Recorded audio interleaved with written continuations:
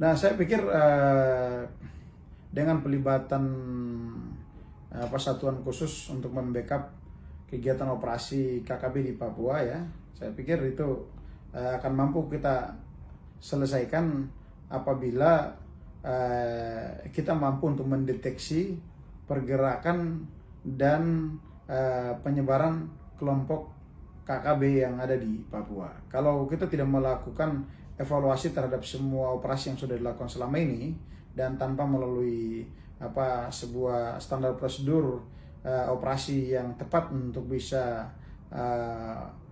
melumpuhkan pergerakan KKB di Papua, saya yakin dari waktu ke waktu, ya, walaupun kita rubah nomenklatur, tetap akan terus berkembang kelompok KKB di Papua karena mereka merasa sangat leluasa dan bisa melakukan aksi teror di mana saja.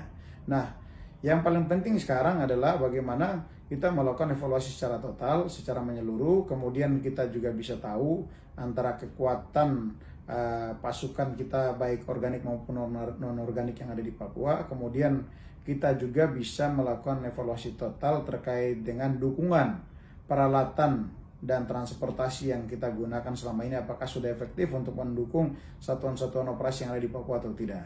Nah, setelah itu dulu baru bisa kita menetapkan strategi untuk bagaimana bisa melakukan operasi sesuai target yang kita inginkan dalam jangka waktu yang tidak terlalu lama, sehingga pergerakan KKB dapat kita lumpuhkan dan kita tangkap aktor-aktor di balik KKB yang terus mensponsori pergerakan mereka, baik itu sponsor anggaran, sponsor senjata maupun sponsor amunisi.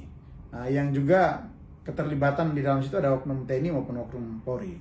Nah, saya pikir ini yang mungkin harus kita bereskan dalam waktu dekat, sehingga KKB di Papua dapat kita hentikan pergerakan mereka dan aksi teror mereka. Selain jangka panjang, kita butuh pemerintah pusat untuk membuka ruang dialog dengan masyarakat Papua atau seluruh elemen masyarakat Papua, baik yang ada di dalam maupun di luar negeri, ya, untuk menyelesaikan kompleksitas masalah di Papua secara menyeluruh. Karena masalah di Papua bukan saja masalah keamanan, tapi masalah kesejahteraan, masalah politik, dan masalah pelanggaran HAM juga merupakan bagian yang tidak kalah penting yang harus kita mampu selesaikan bersama-sama dengan pemerintah pusat.